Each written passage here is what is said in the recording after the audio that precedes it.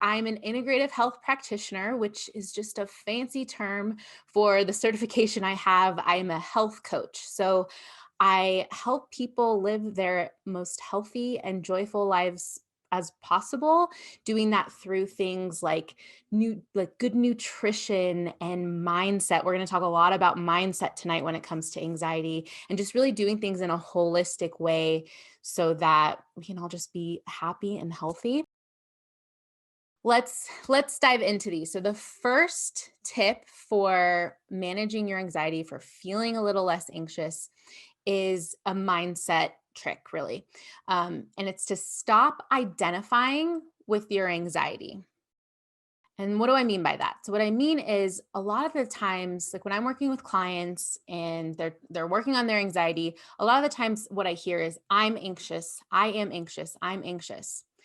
And just by making a very slight shift of the words we're using, so by going from I am anxious to I am feeling anxious, just by doing that, if you even notice how that feels in your body, if you were to say that I'm feeling anxious versus I am anxious. This does a few things. One, it makes it so that it's not part of you.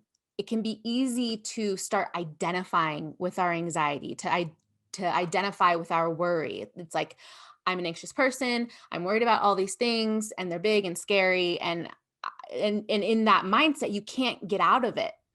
So by saying I'm feeling anxious, then your anxiety just becomes something that you're feeling right now in this moment, but there are things we can do to move through it. There are things we can do to let go of it. It's not part of you. It's not who you are. And so even just by mindfully saying, oh, I'm having some anxious feelings right now, like I feel that, it's more of like, okay, this is happening. What can I do to work through it? Instead of like, I'm anxious and I'm just going back to bed. Like I give up. So just that one shift, stop identifying with your anxiety.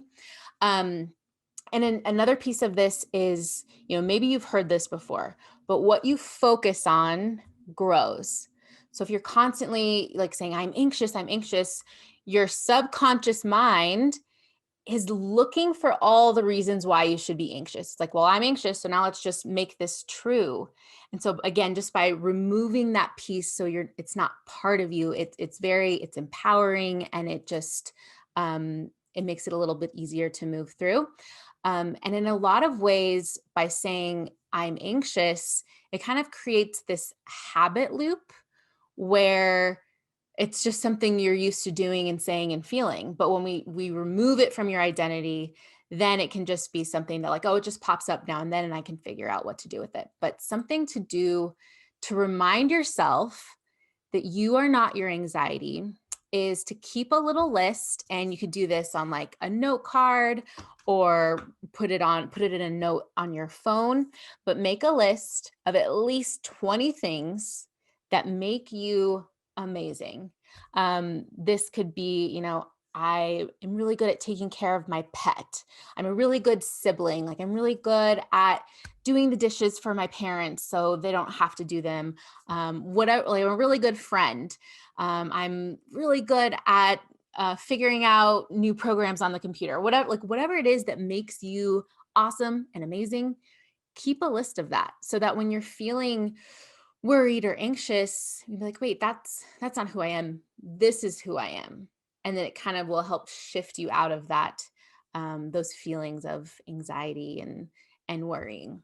So tip number 2 is to stop resisting your anxiety. And let's unpack what I mean by that a little bit. So who would agree, by a show of hands, that when you feel anxious, it's really uncomfortable? And you're like, I don't want to feel this anymore. Who agrees with that? Yeah, like this isn't fun. And so it's very normal and natural that when we feel something that's uncomfortable, that we want to like squash it. We want to shove it down. We want to not feel it anymore. We want to suppress it and do anything we can to just like not feel this way anymore.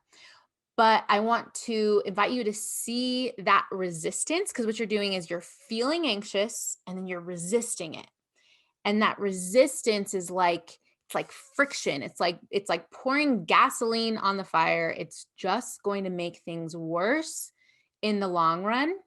Um, And in a lot of ways, your anxiety is resistance. It's resisting something that's happening right now in the present moment, right? You're either reliving a past moment that you can't change, like maybe thinking about a conversation with a friend that didn't go well, or an opportunity that you didn't get that you're really bummed about, and you're kind of reliving that moment over and over in your head.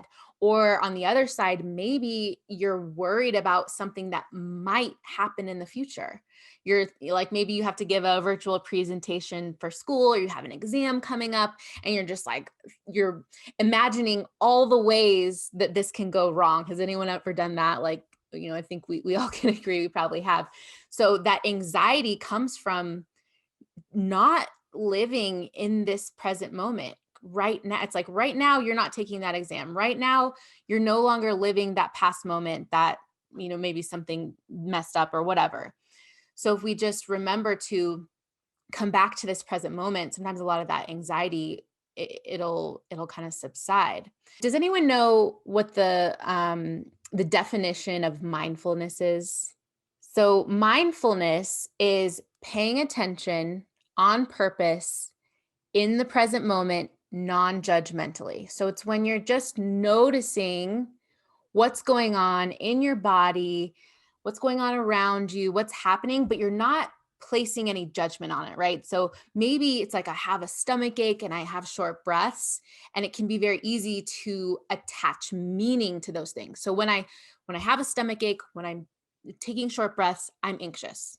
And we're attaching that meaning to those sensations and feelings. But when we can switch out of that into mindfulness and not resist what's happening, then we get to this beautiful place where there's just something happening there. Like the present moment is just sensations and feelings. Where we get in trouble is when we start attaching meaning to that. So we're like, oh, I can't breathe, my stomach hurts, I have like weight on my chest, and then I feel anxious, and then it's this spiral loop that you can't get out of. So when we practice this mindfulness in the moment of just noticing, like, how do I feel right now? And can I let that be okay? Like, I have a pain in my stomach and it's uncomfortable, but instead of getting lost in the worry of like, what does it mean and what's going on and like all this stuff, then it's just kind of like just maybe being with those sensations and feelings instead of getting lost in the story of what it means or attaching that meaning of anxiety to it. So tip number 3 is all about calming your body and specifically your nervous system. So who here has ever seen an actual picture of what your nervous system looks like in your body? Has anyone ever Googled that? If you were to look at this picture of what your nervous system looks like, it looks like a bunch of wires coming down, from your head, your spine, and just going all throughout your body. And when we think about wires and anxiety, it'd be like those wires are really, really hot because you're activated, you're feeling triggered, whatever it might be. And so when we think of moving through our anxiety or feeling a little less anxious, your goal is to cool those wires down, calm your nervous system. Basically, your sympathetic nervous system is like fight or flight. So maybe you've heard that term before. It's when we perceive some sort of stress in our world, and it's super subjective. So, what stresses me out may not stress you out, and vice versa. Like we all have our own things based on our own experiences that we perceive as stressful. And so we perceive this stress on our outer world, or maybe in our thoughts alone can make us feel stressful. And this activates what's called our sympathetic nervous system. And this system is super necessary and super amazing. It's part of the reason that humans have evolved, right? Like back in the day, when there was a tiger chasing us, our sympathetic nervous system kicked on. We would start taking deeper breath. We'd get some adrenaline going. You've probably heard of adrenaline. And it would allow us to either fight or flee whatever danger was around. But now in everyday life that we live, right, we don't have tigers chasing us, thankfully. Or I don't think any of you do. I think you can safely say that. But we don't have tigers chasing us, but we have deadlines. We have school. We have social media. We have thousands of notifications popping up on our phone, constantly pulling our attention. um a few of you talked about driving, like there's traffic and these things that stress us out. So a lot of the times we can be living in our sympathetic nervous system, which again is great for getting away from danger, and our body is really really good at handling stress in like little bits, right? So maybe you get stressed out, but then an hour later you figure it out, you come down, and you're okay. Or back in the day, you'd get chased by the tiger, but you'd get to safety, the tiger would go away, and you'd be able to rest again. And when you're resting, you're in your rest and digest, which is the parasympathetic nervous system. And this is a great place to be. Like, your body needs to be here to heal. This is when you digest food really well. Because if you're chasing a tiger, your body's not worried about, the burger you just ate or the salad you just ate. So it's really important to be relaxed and rested when you're eating, and for all kinds of other things. Um, but what can happen with anxiety is our thoughts are powerful enough to put our body into that stress response, into that more survival based response. So if you're like not sure, you're like, why do I have to pay attention to my thoughts? This seems silly. Like, they're just thoughts in my head. But your thoughts are so, so powerful. And again, just by thinking about the exam you're taking the next day, or maybe you had a conversation with a friend that didn't go well, and you're like worried about, like, oh, are they mad at me, did I do something wrong? Those thoughts alone can put your body into this survival based state that over time can do all kinds of things, and we won't get into that today. That's a whole nother conversation. But the point I want you to take across is that it's really important, and not only important, but possible, to break that loop. So think of that sympathetic survival based state. It's just this loop that we're in. We're worrying and our body is activated, and you feel that, like, a few people put like a short breaths. That's a function of the sympathetic nervous system. Your body is preparing you to flee danger. So nothing's messing up. It's just your body's it's kind of like miscommunication from your mind, where your body's like, oh, we're in danger, we better fight. And your mind's really just thinking about the exam you have tomorrow or something. And if we learn how to calm our nervous system when we're feeling anxious, it can often help our mind slow down. It can help us take deeper breaths. It can help some of that tension in your chest, or the weight on your shoulders, or the pain in your stomach. It can help some of that go away. And then you can start dealing with, what's really going on. One other thing I'll say is just your breath. Like, do not underestimate the power of a deep breath. Because one thing, when you're taking those short breaths, when you're feeling anxious, it starts this loop of, like, your brain isn't getting enough oxygen. So just by intentionally lengthening the length of your breath, just getting a little more oxygen. So even right now, let's all just take like a deep breath. Even that, you just kind of feel everything melt and get better. So the next tip is, I want to help you shift your mindset from seeing anxiety as something that's bad to more of an alarm system. Seeing it as something that's here to help you, even like maybe even seeing anxiety as your friend. Does that sound like something you've ever done before? um, but basically, the reason this works, one is because when we are feeling anxious, it is a signal to us that something's off. Um, Maybe we're, like, obviously, like, maybe we're worrying about something, or I don't know if anyone's ever had this happen, where maybe someone says something to you that made you feel bad, but you didn't speak up for yourself. And then you kind of feel anxious after, because you're like, oh, like I don't feel taken care of. I should have spoken up. I should have said my truth. And well, I don't know, I'm from California, so we're a lot less likely to speak up. I know New Yorkers are a little bit more assertive with that, but either way, right? There's sometimes something's happening, and your body's just like, hey, there's something to pay attention to. Um, Something that's off here, that's going wrong. And a really easy question exercise that you can do is when you're feeling anxious, just ask why. Why am I feeling anxious right now? And what this does on a more biological level, you're actually shifting your consciousness, your thinking from a part of your brain that is built to help you survive. It's called the limbic brain. And when you're anxious, that's where you're living. You're in this like kind of like lizard brain state of like, I'm just like, get away from danger. Um, it doesn't have the capability for logical thinking. So just by asking, why am I feeling anxious? You're actually slowing down enough to kind of move your thoughts into your prefrontal cortex, which is up here. And this part of your brain is responsible for decision making.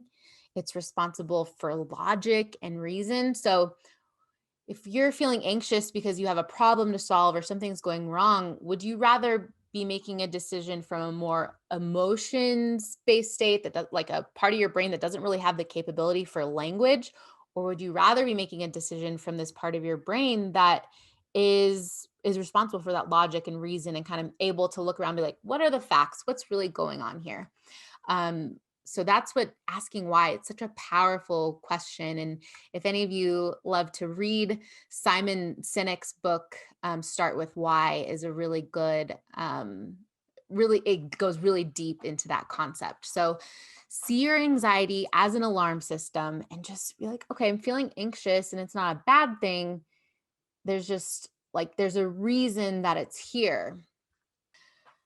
All right. The last tip number 5, is in the most simplest form, complete the cycle. What do I mean by that? So, if you remember from 2 tips ago, where we talked about that survival based state, the sympathetic nervous system, when your body is just like activated in fight or flight, it's because you're in a stress response. Your body's dealing with the perceived stress that you have, whether it's actual external danger that's happening or it's just those thoughts you're thinking. And then, the anxiety comes up. We're not resisting it. We're noticing, oh, okay, I feel this tightness in my chest. I'm not taking deep breaths. And now I'm getting curious about my anxiety. I'm asking, why is it here? And maybe you figured it out. It's like, oh, why am I feeling anxious? Oh, I have a big test tomorrow. That's right. And then maybe you practice something to kind of calm that nervous system. But there's one last step, and it's to complete this cycle. And the reason why is because there's a lot of emotion that comes with anxiety, and emotion is energy in motion. So emotions are meant to come and then they go. They're not meant to stay. But a lot of times we hold on to them. Again, we do that resistance. We're like, I don't know what to do this. I'm just going to like shove it down. But emotions have a much shorter life if we just let them come up, right? Maybe you feel sadness. And instead of like resisting that sadness, like a lot of times we're told, like, we don't cry, or like it's not good to cry, or like big girls don't cry, whatever the words the things that we've been told. But if we just like, what if we just let that sadness come up and we just let ourselves cry? Once that cry is done, it's released and you can feel a little better. So this completing the cycle is doing whatever you need to do to let those emotions out, to let the energy run through you and complete it.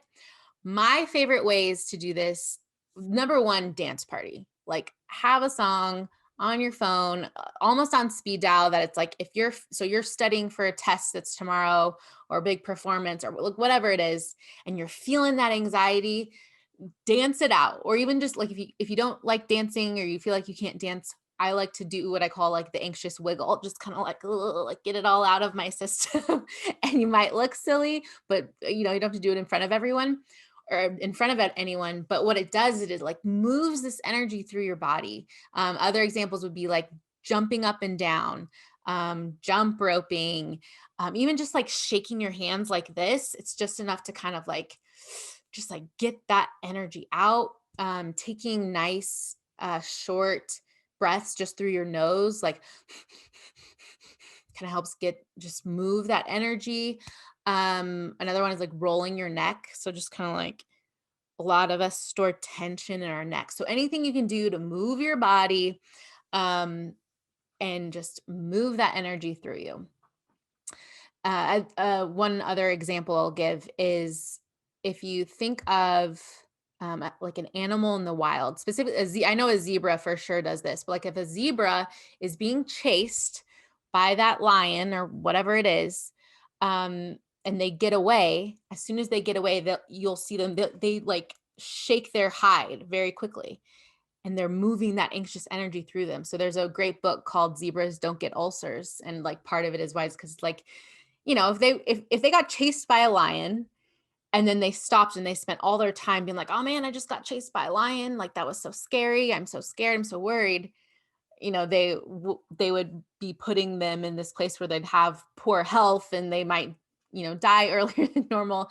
But because they have the ability to just like get chased by a lion, literally shake it off and then go on with their life, they're in this place where it's like, it's just okay. I'm done. I'm completing that cycle.